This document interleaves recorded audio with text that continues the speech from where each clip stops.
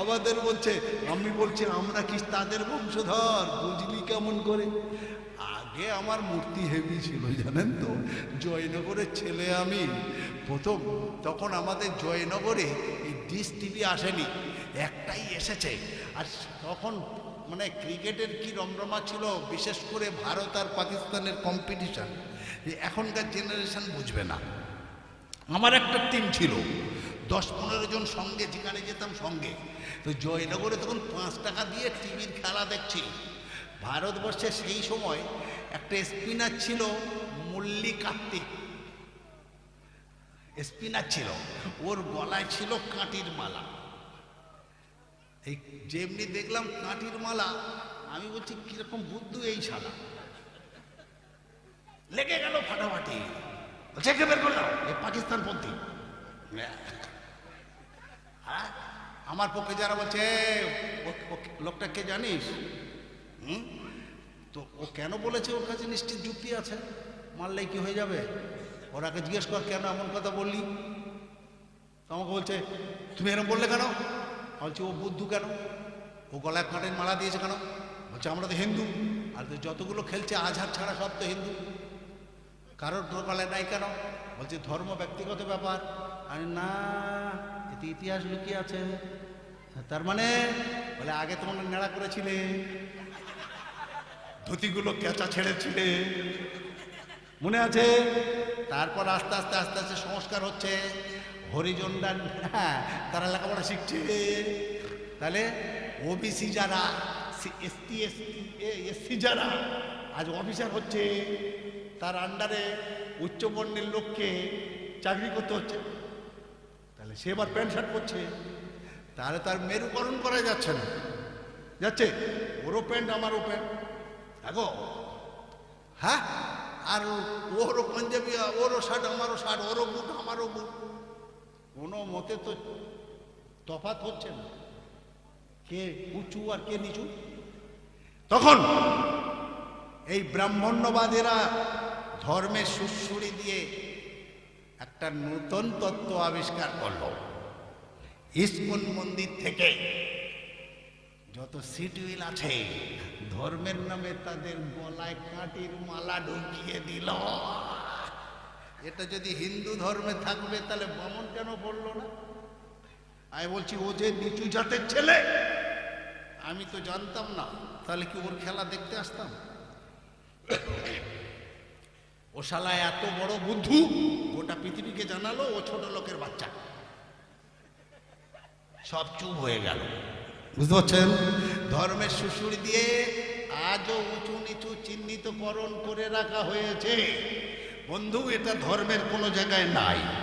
তো সেই সব হয় এরকম ফাটাফাটি চলে মাঝে মাঝে।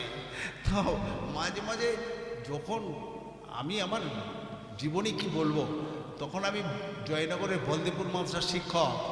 প্রথম মাইনে কত দিয়েছে জানেন আমাকে? 200 টাকা মাসে, 200 টাকা। ভালো, আল্লাহর আস্তে পড়াবো। তো প্রথম একটা জলসা পেয়েছি, সেই জলসায় আমাকে দিয়েছিল 25 টাকা। সেই জলসাটা আমি করতে গিয়েছিলাম হুগলি জেলায়, চুঁচুড়া স্টেশনে নেমে 17 নম্বর বাস চেপে আলীনগর কাছাড়া স্টপেজে নেমে জীবনের প্রথম জলসা করেছিলাম, আছে স্মরণে। সেদিনটার নাম, জায়গাটার নাম ছিল হরিপুর, ওরা বলে হরপুর, আর আমাদের ডায়েরিতে রাখা ছিল হরিপুর। তা আমি বাস থেকে নেমে দেখছি সব ভ্যানওয়ালারা দাঁড়িয়ে আছে, ওরা বলে টলি। তো টলিওয়ালারা বলছে ওই চাচা কোথায় যাবে? আমি বলছি 3টে জেলা পার হয়ে এলাম, শালা চাচা পিছু ছাড়ছে না রে। আমার বয়স এই 26 বছর, ওর বয়স 46, ও আমার বলছে চাচা। কিচ্ছু বলিনি, চুপ করে আছি। আরো 2-3 জন এসে বসলো, আমাকে বলছে ওই চাচা বসুন। আমি বলছি খোকা তুই যা, আমি বসবো না। কেন, কি হলো? আপনি তো যাবেন বললেন। আমি ওদের বলছো দাদা আর আমার বলছো চাচা, এই বৈষম্য কেন? আমি তোমার টলিতে যাব না। এই তো তোমরাই তো পৃথিবীটাকে শেষ করলে। কেন? বলছে আমিও মুসলমানের ছেলে। আমার ছোট চাচা তো আপনার মতন এরকম দাড়িওয়ালা টুপিওয়ালা 5 ওয়াক্ত নামাজ পড়ে। তা আমার চাচাকে চাচা বলি, তা আপনাকেও চাচা বলেছি তো কি হয়েছে? আমি তখন তো ফটফটে, অত বুঝি না। ইস্পার উস্পার যা হবে হবে, ইয়েস আর নো, যা হবে হবে, চটুক ফাটুক কোম্পানি যাবে। তা আমি বললাম তো চাচা দাড়িওয়ালা বলে, আমি দাড়িওয়ালা তো চাচা, তাহলে আমার শালাটা ঠিক তোর মতন, তাহলে তুই আমার শালা। বলছে তোর যেতে হবে না, তুই পালা। প্রথম শুরু জলসার জীবন, প্রথম সেই কাঠছাড়া স্টপেজে ও আমার বলছে আমার চাচার মতন দেখতে, তুমি চাচা, আর তুই আমার শালার মতো দেখতে, তাহলে আমার শালা। বলছে তোর যেতে হবে না, পালা। সেদিন আমি দাঁড়িয়ে দাঁড়িয়ে ওয়াজ করেছিলাম 4 ঘন্টা। তখন ফুরফুরা শরীফ তো আর কারোর ওয়াজ করতে দিত না, বুঝতে পারছেন? ওদের গায়ে যাই হোক, আল্লাহর ইচ্ছা, আল্লাহ যাকে তুলবেন তাকে কেউ রক্ষা করতে পারবে? সারা রাত জলসা করেছি, সকালে এসে ক্লাস ধরতে হবে, তা নাহলে চাকরি যাবে। খুব গরিবের ছেলে আমি। তো ফিরছি যখন, সারা রাত ঘুমিয়ে আছি, আর ফার্স্ট বাস ধরেছি, হ্যান্ডেলটা ধরে না, আর ঝিমুচ্ছি, ঝিমোতে পড়েছি এক বুড়োর ঘাড়ে ঢোস করে। জীবনের প্রথম রাত জাগা, অভ্যাস নাই, দিল কুনুইটা দিয়ে এমন জোরে না। এই সারা রাত কি করেছিস? আমি বললাম আই এম ভেরি সরি। সারা রাত কি করেছিস? আমি বললাম জলসা করেছি। জলসা? তোদের বাড়ি কোথায়? আমার বাড়ি দক্ষিণ 24 পরগনা, জয়নগর। ও বাবু কিছু মনে করো না, অনেক দূরে তুমি না, আমার লেগেছে বাবু, ওই জন্য একটু বললাম, কিছু মনে করো না। না ঠিক আছে। তো আমি তো ঘুমিয়ে গেছি না, তো আমার মুখ থেকে একটু লালা পড়ে গেছে, কখন আমি খেয়াল করিনি। একজন বলছে তাহলে তোমার তো নামাজ হবে না। বলছে হবে। আর একজন বলছে হবে কি না হবে ও ভালো জানে, সব দাঁড়িয়ে রেখেছে আর বড় জামা পড়েছে, ওর কিচ্ছু জানে না। ওর থেকে আমি অনেক জানি ইসলাম ধর্মের, ওর নামাজ হবে না। চলতে থাকলো এইভাবে। আমি ঘুমন্ত বাঘ ঘুমিয়ে আছি, ও বলছে ওরা ওই চলেই যাচ্ছে। হ্যাঁ জি। তো ওই পর্যন্ত ওরম যাচ্ছে। বুড়ো আমাকে বলছে, এই বুড়ো লোকটা, হ্যাঁ বাবা তোমাদের জলসায় কি আলোচনা হলো বা কি হয়? আমি বললাম এই হাদিস কোরআনের কথা আলোচনা হয়। যেমনি বললাম কোরআনের কথা, অমনি গরম হয়ে গেল বুড়োর মাথা। সেই কোরআন আজও ধরে আছো মুসলমান, তোমরা পিছিয়ে যাচ্ছ, তোমরা কবে বুঝবে বলো? এই শোনো, তোমাদের কথা মানুষ শুনছে, সমাজকে জাগা, কোরআনে ভক্তি থাকুক, তাকে তুলে রাখো, মাঝে মাঝে দেখো। সব সময় যদি কোরআন করো, পিছিয়ে পড়বে তোমরা। কম্পিটিশনে আসতে হবে, লেখাপড়া শিখতে হবে, চাকরি ছিনিয়ে নিতে হবে। কোর্ট কাছারি অফিস আদালত তোমাদেরকে অধিকার দেবে না, অধিকার ছিনিয়ে নিতে হবে। আমি মনে করছি আমি যা জানি তোকেও পড়াতে পারি ইনশাআল্লাহ, তুমি আর কিছু বলছি না। তখন আমি তো একটা হাই মাদ্রাসায় ঢুকবো বলে খুব চেষ্টা করছি।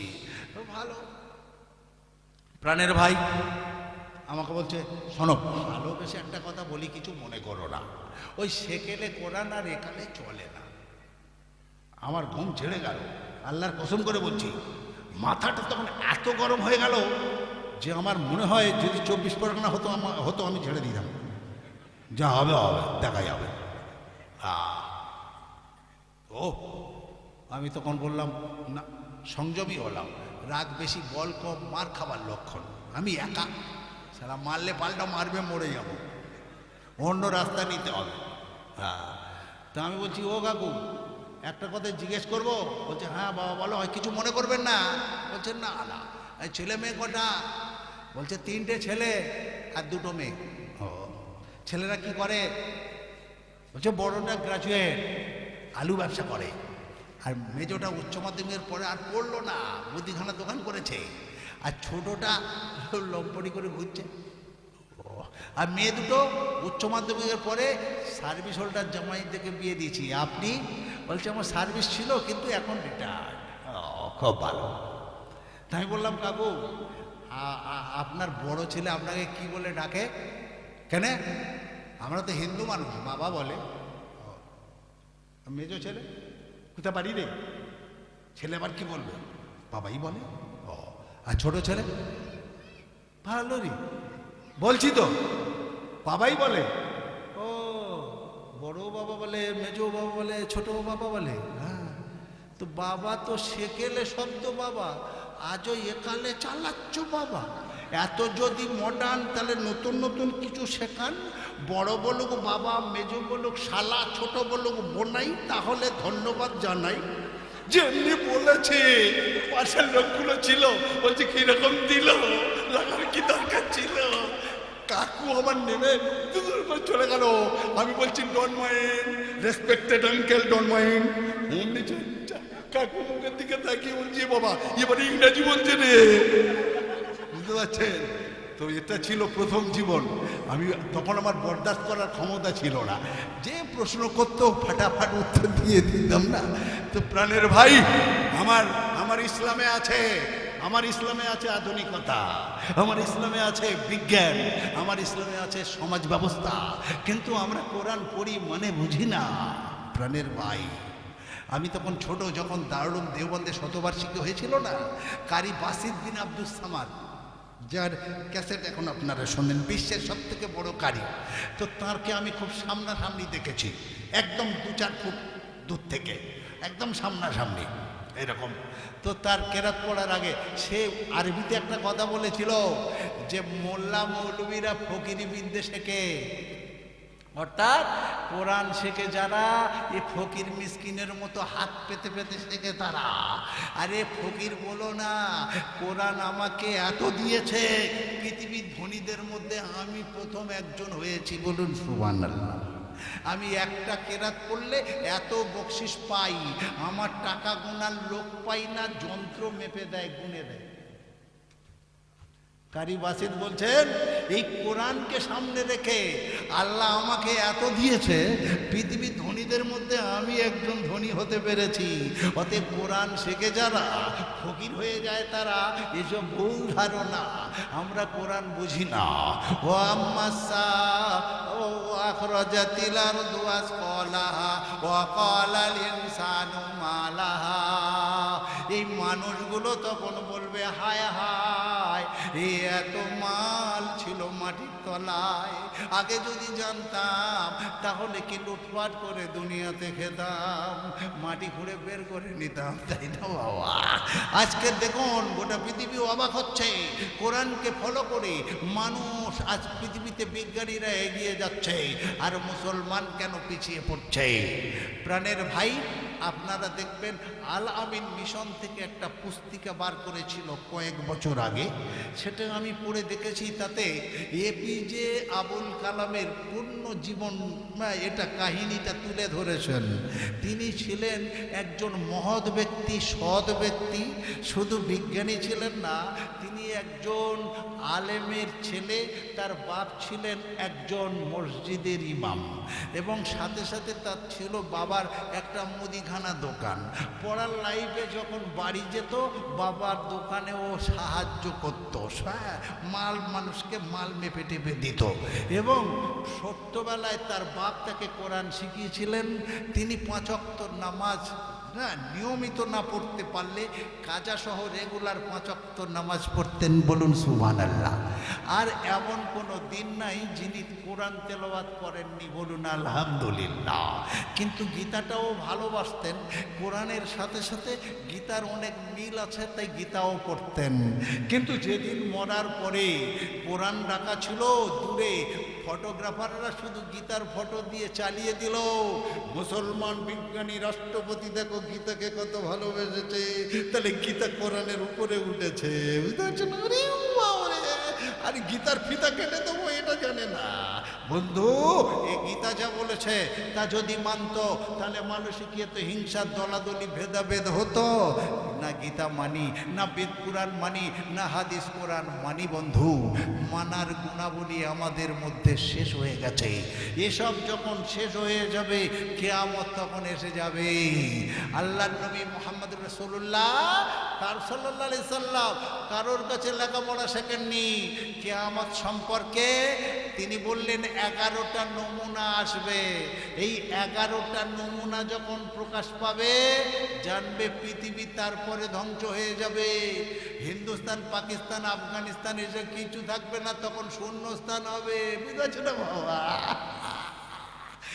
একদম কোরআন বলছে না থাকবে হিন্দুস্তান, না থাকবে পাকিস্তান, না থাকবে আফগানিস্তান, হয়ে যাবে সব শূন্যস্থান। সেদিন সবাই হবে মুসলমান। সে আবার কি নরেন্দ্র মোদী কলমা পড়বে বলে বাধ্য, কিছু করার নেই। একজনও অবিশ্বাসী, একজনও মুসলমান থাকতে কিয়ামত হবে না। যেমন একজন মুসলমান থাকতে কিয়ামত হবে না, তেমন একজন অমুসলমান থাকতেও কিয়ামত হবে না। সবাই মুসলমান হবে, তবে রাত্রিরে ইমানদার, সকালে বেঈমান হবে। বুঝতে না? লেডিস সিটে বসবে, যখন তখন বেঈমান হবে, ইমানদার হবে বন্ধু। তাই নবী সাল্লাল্লাহু আলাইহি সাল্লাম বললেন, ইযা তুখিদাল ফায়ুতাওয়াল্লান, 11টা নমুনা আসবে কিয়ামতের আগে। হিন্দু হওয়ার মুসলমান সবাই সমান। দেখো নমুনা নাম্বার 1 কি? ইযা তুখিদাল ফায়ুতাওয়াল্লান, মানুষের মধ্যে ধন দৌলত অর্থের দারুণ ভাবে লোভ এসে যাবে। সেই লোভে পড়ে ভাই ভাইয়ের খুন করবে। বুঝতে পারছেন? জি, লোভ, লোভ, এত লোভ হবে। কোটি কোটি টাকা ব্যাংকে থাকবে, তবু বাবা 1 লাখ টাকা মাইনের চাকরিদার, সে কিন্তু ওই 2 টাকার ভিখারির কাছে ঘুষ চাইবে। কেন? কি করবি রে? একটা বেটা, কত খাবি বেটা? সুইজারল্যান্ডের ব্যাংকে ভর্তি টাকা, তবু এর পকেট ফাঁকা, কিচ্ছু হচ্ছে না। লোভ, লোভ। ইযা তুখিদাল ফায়ুতাওয়াল্লান, ধন দৌলতের লোভ দারুণ ভাবে বেড়ে যাবে। ইযা তুখিদাল ফায়ুতাওয়াল্লান, ধন দৌলতের। ওয়াল আমানাতু মাগরামান, ক্বালা ওয়াজ যাকাতু মাগরামান, এত লোভ বেড়ে যাবে মানুষ আমানতে খেয়ানত করবে। 5000 টাকা যদি ওয়াহাব সাহেবের কাছে রাত্রিরে দেয়, আমার বাড়ি চুরি হতে পারে, হুজুর রেখে দিন। সকালবেলা চাইতে গেলে ওয়াহাব সাহেব বলবে, তুই আবার আমার টাকা দিলি কনবে? ও বাবা, ওই টাকা নিয়ে মদ খাবে, ভালো ভালো খানা খাবে। বুঝতে না? লোভ, লোভ, লোভ। যা করবি তাড়াতাড়ি করে নে, আয়ু তো কমে আসছে রে বাবা। এরা মনে করছে তাই। আরে বলছে আমার, বলছে সব মুসলমানদের ডিটেনশন ক্যাম্পে পাঠাবে। আমি বলছি তার আগে তো সুগারে বেকার করে দিচ্ছে, কোথায় পাঠাবে রে বাবা? বলে হ্যাঁ গো, সব ডিটেনশন ক্যাম্পে যেতে হবে। আমি বলছি ওদিক ক্যান্সার কিন্তু তাড়া করছে, ডিটেনশন ক্যাম্পও ছাড়বে না। বলছে ক্যান্সার হয়েছে হাসপাতালে দি, ডিটেনশন ক্যাম্পে নয়। ডিটেনশন ক্যাম্পে কোথায় দিবি রে বাবু? আচ্ছা বলো তো, ও নরেন্দ্র মোদীর ভক্তদের যদি বলি ডিটেনশন ক্যাম্প কোথায় হবে? ইন্ডিয়ায় তো। হ্যাঁ, তো আমি ইন্ডিয়ায় থাকলাম, তাহলে পাঠালে কোথায়? ইয়ে পাড়ায় না ও পাড়ায়, তো জয়নগর থেকে নিয়ে গড়িয়ে আসে তো ইন্ডিয়া। তো বেটা দেশ ছাড়াতে পারলি ও বাবা। তো যাও, তো খেতে দিবি রে বাবা, যাও খেতে দিতে হবে না? হবে না, খেতে দিতে হবে তো। ওর বউকে ভাত দিয়েছে, তোমার দেবে কি গো? বউয়ের ভাত দেবার ভয় পালিয়ে বেড়াচ্ছে, সেটা কি গোটা মুসলমানদের ভাত দেবে? আরে ভাত নয়, খিচুড়ি তো দেবে। দেশ রসাতলে যাচ্ছে, নাকি নরেন্দ্র মোদী সব খিচুড়ি দিচ্ছে। ভাবে না একবারও, সব রাজনীতির কৌশল, নোংরা রাজনীতি হচ্ছে। হরি বাবা, ভোট দাও তোমরা, তোমাদের সাথেই আমরা, আরে কিচ্ছু নয়। গো প্রাণের ভাই, যাকাতু মাগরামান, আর মানুষ তখন জাকাত দিতে চাইবে না। কোটি কোটি টাকা থাকবে, 200-500 টাকা দেবে, বাকিটা বলবে ব্যাংকে রাখবে, ব্যাংকে রাখবে। সরকার বলছে কত আছে? বলে 80 লাখ। বলে ব্যাংক যদি উঠে যায়, তোর যদি ভালো থাকে লাখ, তাহলে 5 লাখ, লাখ ভালো হলে 5 লাখ। ঘুষ নাও, ঘুষ খাবে তো, খাও খাও খাও। ব্যাংকে কত? ব্যাংকে কত? বলছে 1 কোটি। আল্লাহ বলছে দিচ্ছি, এমন রোগ তার নাম সুগার, খাবি কি পাগলি, দেখলে ঝাঁঝে পড়ে যাবি। ডাক্তার বলেছে শুকনো রুটি। হরি বাবা, একটু মিষ্টিও চলবে না? তাহলে টাকা ব্যাংকে 2-4 কোটি, তোর কপালে তো শুকনো রুটি, কি করবি বাবা? ভোগান্তি শেষ নাই। এই এমন একটা যুগ আসবে, ওয়াযাকাতু মাগরামান ওয়া তুআল্লিমুদ্দিন লিগাইরিহি। আর একটা 4 নম্বর নমুনা আসবে, মানুষ ইলমে দিন শিক্ষা করতে চাইবে না। এখন শিখছে না? শিখছে না। মাদ্রাসা বেড়েছে না বাড়েনি? ঘরে ঘরে আমাদের বউরা আগেকার থেকে কোরআন বেশি পড়নেওয়ালি কিনা মা বোনরা অত জানতো যত আমাদের বউ মেয়েরা জানে। তাহলে বেড়েছে না বাড়েনি?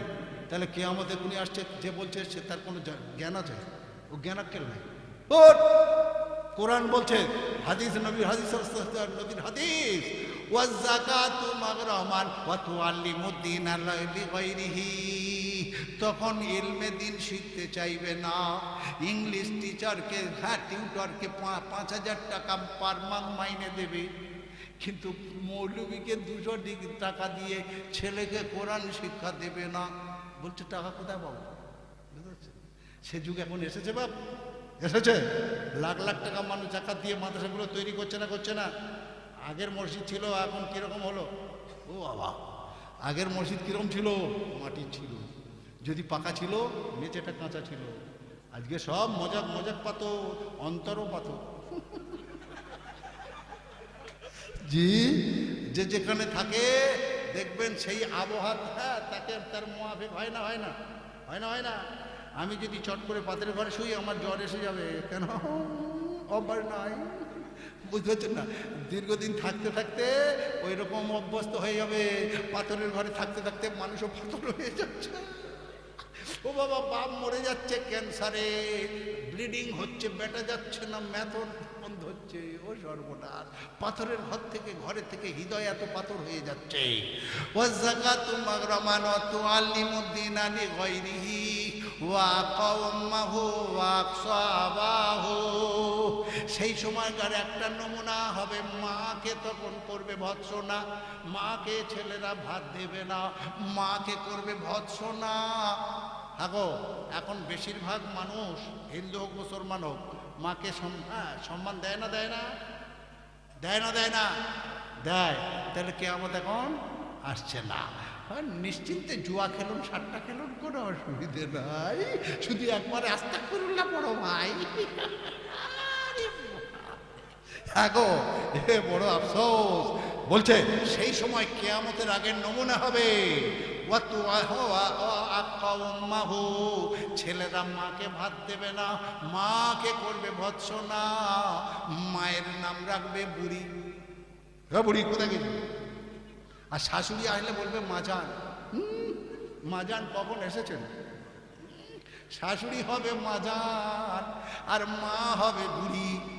বুঝতে পারছো না ভাই? আমি বলি মাজান নয় রে বেটা, মাজন। যতক্ষণ মুখে থাকবে খুব ভালো, একটু পরে থো করে ফেলে দিল। কেন রে? বললে ও যতক্ষণ দরকার ছিল ততক্ষণ ডেকেছিল, পানি দিয়ে সাফ করে দিলাম। বুঝতে পারছো? বউ যতদিন ওই মাজন ততদিন। তোর বউ যদি মরে যায়, তুই শ্বশুর বাড়ি একবার গিয়ে দেখিস রে বেটা, তোর জন্য শুধু ছাটা। ইয়ে বোঝে না মাজান। মাজান কখন এসেছেন? কি খাবেন বলুন? মিষ্টি, কোল্ড ড্রিঙ্কস? বলছে না, আমি তো মেয়ের মা। আপনি এসছেন এমন জামাইয়ের বাড়ি, আপনার জামাই পার ডে 1000 টাকা করে কামায়। আপনি বলুন না কি খাবেন? মাজান যা খাবেন তাই আনবেন। আর গর্ভধারিণী বলছে খুব জ্বর এসছে, একটা প্যারাসিটামল হবে নি। বলছে পুরো তোর জন্য, আমার কাছে বোধ স্পেশাল টাকা জমিয়ে রেখে গেছিল। মায়ের একটা ট্যাবলেট দেবে না। আর শাশুড়িকে বলবে মাজান কি খাবেন বলুন না। তখন হবে কিয়ামতের নমুনা। আর তখন বাপকে দূরের লোক ভাববে, আমার কোথায় কত টাকা আছে, ধন সম্পদ আছে। বন্ধু জানবে, বাপ জানবে না। বাপকে দূরের ভাববে। হ্যাঁ গো, বাপকে দূরের ভাববে। বাপ দু ভাইয়ের একটাই বাপ। আগো তাই 7 দিন এর বাড়িতে খায়, 7 দিন ওর বাড়িতে খায়। এখন মেয়েরা এত ছলনাময়ী হয়, ঠিক স্বামীকে ম্যানেজ করে নিয়ে 7 দিনের মাথায় বাপের বাড়ি যায়। ও বাবা, আজকের একদিন বাপের ভাত থেকে বাঁচাবে, স্বামীকে বড় লোক করে দেবে বাবা। যাক, সময় শেষ হয়ে গেছে, আমি খেয়াল করিনি ভাই। কেন গো?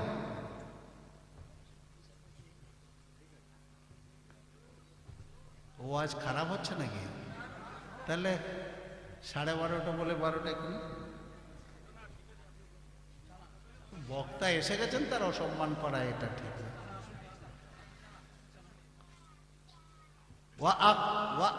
আবাহু, বাপকে তখন দূরের ভাববে, বাপকে জানাবে না। যদি বাপ ছোট ভাইকে দিয়ে দেয়, বুঝাচ্ছেন, ও নদী আর দুমুঠো চাল ফেলেতে চাল ফেলেতে হাঁড়িতে, এই বইয়ের চাষ তো বোনাই এসেছে বাড়িতে, বুঝাচ্ছেন না, কিন্তু বাপকে দেবে না। বাপের একদিন কম দেবে, সেই জন্য 7 দিনের দিনে স্বামীকে নিয়ে বাপের বাড়ি যাবে। আবার বড় বউ তখন বলব, ওর বাড়ি পালা ছিল, আজকে টাকা এখানে কি বাপ তোমার জমিয়ে রেখেছিল, বুঝতে পারছো না গো? তাহলে দূরের লোককে কাছের ভাববে, আর নিজের বাপকে দূরের ভাববে। তখন জানবে কিয়ামত এসে যাবে।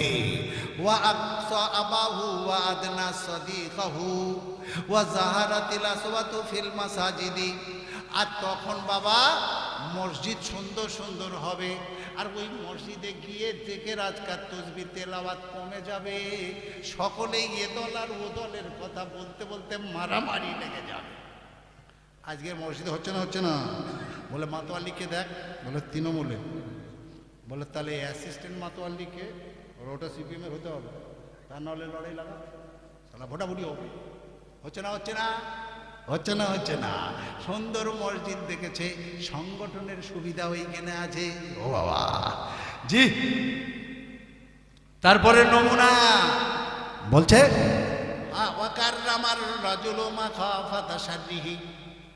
আর 7 নম্বর না 8 নম্বর নমুনা, অশিক্ষিত লোকেরা সমাজের, হাগো সমাজের প্রতিনিধি হবে, শিক্ষিত লোকেরা সমাজে সেঁটে যাবে।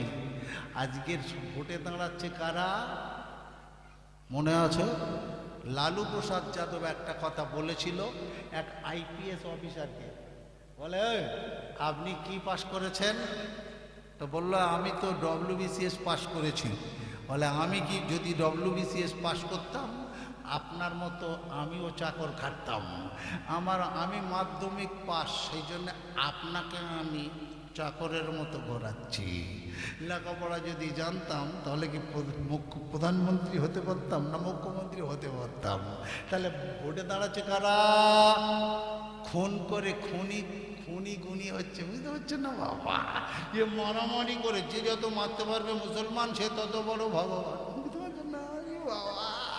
তাহলে আজকে সেই নমুনা এসেছে না, আসছে, আর বেশি দিন দেরি নাই। এখন প্রতিবাদ হচ্ছে, তখন আর প্রতিবাদও হবে না। ওয়াকাররামার রাজুল মাকাবাদা শাররিহি, তখন অশিক্ষিত মানুষরা সমাজের প্রতিনিধিত্ব করবে। শিক্ষিত লোকেরা যদি দাদা ভাই প্রধান সাহেব না বলে, 4-5টা ফলস কেস ঢুকিয়ে দিয়ে পস্তাবে। দিচ্ছে না, দিচ্ছে না জি। তারপরে ওয়াজালজালাতু, আর সেই সময় তখন কি করতে হবে বলছে, তাহলে এটা কখন হবে? মাখাফাতা শাররিহি ওয়া জাহারাতিল কায়নাতু ওয়াল মাআজিফু। আর 11 নম্বর নমুনা, তখন বাদ্যযন্ত্র দারুণভাবে বেড়ে যাবে। গান বাজনা, নভেল, নাটক, থিয়েটার ঘরে ঘরে পৌঁছে যাবে। বাদ বিচার থাকবে না, হচ্ছে বড় মাওলানা, হ্যাঁ গো ইয়ারফোন লাগিয়ে শুধু শুনছে, রাত্রিরে বিছানায় শুয়ে শুয়ে গান বাজে না, বুঝতে পারছো? হচ্ছে না, হচ্ছে না। এরা মসজিদে বলবে মোবাইল ফোন অ্যালাউ নয়। কেন? বলছে ওতে বাজনা বাজে, ডিস্টার্ব হয়। হ্যাঁ, আর এ শুয়ে শুয়ে ইয়ারফোনে তারা ডিস্টার্ব করে না, নিজে শোনে হারাম জিনিসটা, এর লজ্জা করে না। ইমান কার বলে? আমানতু বিল্লাহি ওয়া মালাইকাতিহি ওয়া কুতুবিহি ওয়া রুসুলিহি। হ্যাঁ, কি বলে, আর সে গায়েবের উপরে ওয়ালি উমিনু বি আলিফ লাম মিম যালিকাল কিতাবু লা রাইবা ফিহি হুদাল লিল মুত্তাকিন আল্লাযীনা ইউমিনুনা বিল গায়ব। আল্লাহকে না দেখে যে ভয় করে, গায়েবের উপর বিশ্বাস করে, এ মসজিদে সকলের সামনে হ্যাঁ সুইচ অফ করে, কিন্তু গোপনে এসে দিনরাত শোনে গান বাজনা। এটা কি আল্লাহর কাছে প্রতারণা হচ্ছে না? সেই সময় আল্লাহ বলছেন 3 ধরনের গজব দেবেন। নবী বললেন ফাত্তাকিবু ইনদা যালিকা রিহান আমরান, দারুণ তোড়ে ঝড় বইবে, ঝড়ে তোড়ে ঘর বাড়ি ভেঙে মানুষ লক্ষ লক্ষ মরবে। তো কারা মরছে?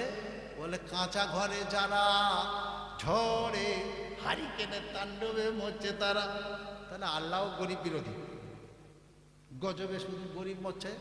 ওয়াজালজালা, ভূমিকম্প হবে, তারপরের স্টেজ ভূমিকম্প হবে। 10 তলা 20 তলায় যারা আছে ওই শালারা আগে মাটির তলায় ঢুকে গেল। আল্লাহর কাছে সব সমান, দেখো নেই ব্যবধান। কে তৃণমূল, কে বিজেপি, কে সিপিএম। ভূমিকম্প শুনবে? ও তৃণমূল মরবে, বিজেপি বাঁচবে? তাহলে সব ভূমিকম্প ভেঙে দেবে তোমার লম্পঝম্প, তোমার গদিও চলবে না। বুঝতে পারছো না? জালজালা তো। আর ফাসাখান কজাফান বা মাসাখান, আর বাকি অবশিষ্ট যারা থাকবে নানান রকম দুরারোগ্য ব্যাধিতে তারা জ্বলে পুড়ে মরবে। আজ হচ্ছে না? হচ্ছে না? 27 বছরের 550 সুগার, বউ বলছে তোমার কাছে থাকা আমার বেকার। কেন? সেক্সুয়াল লাইফ নেই, সুগার এত সর্বনাশ। লম্পঝম্প করবে কত করো। 27 বছরের ছেলেটা যদি 550 সুগার হয়, তাহলে তার বাপ মায়ের কত টেনশন হবে। আমরা যারা বাপ মা নিশ্চিত উপলব্ধি করি। হবে না? হবে না?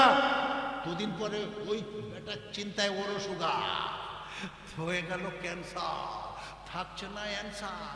ঘুষ খেয়ে সুদ খেয়ে যত টাকা কামিয়েছিল সব চলে গেল। শেষকালে বেটা শ্মশানে না কবরস্থানে চলে গেল। যেমনি চলে গেল, হিন্দুরা নিয়ে বলছে ও হ্যাঁ, হিন্দুরা তখন নিয়ে চিতায় তুলে তখন একটা মন্ত্র পড়ছে, ও অগ্নি দগ্ধাস্য যৌ জীবা জপে দগ্ধ মূলে, ও অগ্নি দগ্ধাস্য যৌ জীবা দগ্ধা যৌ জীবা দগ্ধ মূলে, কি বলে ভুলে যাচ্ছি। ও অগ্নি দগ্ধাস্য যৌ জীবা, মানে এই আগুনে দগ্ধিত ব্যক্তি, শোনো, তোমাকে দগ্ধ বা পোড়ানো হচ্ছে কেন? কষ্ট দেবার জন্যে নয়, জীবাণুটাকে নষ্ট করার জন্যে। ভৌম তৃপ্তন তৃপ্তন্ত মোঘ ভূমং সদা। আমি বলছি বাংলা বলো না দাদা। বলে তুমি তো ভূমি থেকে জন্মেছিলে, মানে মাটি থেকে জন্মেছিলে, তাই মাটিতে দিয়ে যাচ্ছি চলে। সে কি ব্যাপার? মাটি, হ্যাঁ, নাভিটা পুড়ছে না, ওটা মাটির কলসির ভিতরে ঢুকিয়ে মাটির তলে ঢোকাতে হচ্ছে না। হচ্ছে না? মাটিতে জন্মেছিলে, তাই মাটির ভিতরে ঢুকিয়ে দিয়ে আমরা যাব চলে। তুমি কিছু মনে করো না। বুঝতে পারছো? আরে মুসলমান, এ যখন মরে গেল, এর বন্ধুরা গিয়ে বলছে মিনহা খালাকনাকুম ওয়া ফিহা নুঈদুকুম ওয়া মিনহা নুখরিজুকুম তারাতান উখরা। আমি বলছি একটু বাংলা বলো না। মিনহা খালাকনাকুম, হ্যাঁ ভাই, তুমি তো এই মাটিতে জন্মেছিলে, তাই মাটির ভিতরে ঢুকিয়ে দিয়ে আমরা যাচ্ছি চলে। হ্যাঁ, কি বলছে? মিনা খালাকনাকুম, এই মাটিতে তো জন্মেছিলে, ওয়া ফিহা নুঈদুকুম, আল্লাহ হিসেব নেবে আবার মাটি থেকে তুলে, ওয়া ফিহা নুঈদুকুম তারাতান উখরা। ও ভাই, তুমি তো মাটিতে জন্মেছিলে, তাই মাটির ভিতরে দিয়ে আমরা যাচ্ছি চলে, আল্লাহ আবার হিসেব নেবে তোমাকে পুনরায় তুলে। আমি তো বিভেদ বুঝি না। ও অগ্নিদগ্ধাস্য যো জীবা দগ্ধ কুলে মম ভৌম তৃপ্তন তৃপ্তম তো মুখ ভূমংসদা। ও দাদা, তুমি তো মাটিতে জন্মেছিলে, তোমার যেটা পড়েনি সেটা মাটির ভিতরে দিয়ে আমরা যাব চলে। মুসলমানরাও দিল বলে, ও ভাই তুমি তো মাটি থেকে জন্মেছিলে, মাটির ভিতরে দিয়ে আমরা যাচ্ছি চলে, আল্লাহ আবার হিসেব নেবে তোমাকে তুলে। আসুন আমরা সবাই সেই পুনরায় যে হিসাব দিতে হবে, মাটিতে তুলে আবার আল্লাহ হিসাব নেবেন। কি হিন্দু কি মুসলমান, সেদিন হিসাবের সম্মুখীন সবার হতে হবে। আল্লাহ যেন সেদিন আমাদের প্রত্যেককে হিসাব থেকে আমার পারাপার করে পার হওয়ার তৌফিক এনায়েত করেন। আমলি জীবনটা যেন নবীর বাটপাহাড় মতের রাস্তার উপরে চালিত করার তৌফিক এনায়েত করেন। বলুন আল্লাহুম্মা আমিন। ওয়া আখিরু দাওয়ানা আনিল হামদুলিল্লাহি রাব্বিল আলামিন। দরুদ শরীফ পড়ুন। আল্লাহুম্মা সাল্লি আলা সাইয়্যিদিনা মাওলানা মুহাম্মদ ওয়া আলা আলি সাইয়্যিদিনা মাওলানা মুহাম্মদ। আসসালামু আলাইকুম।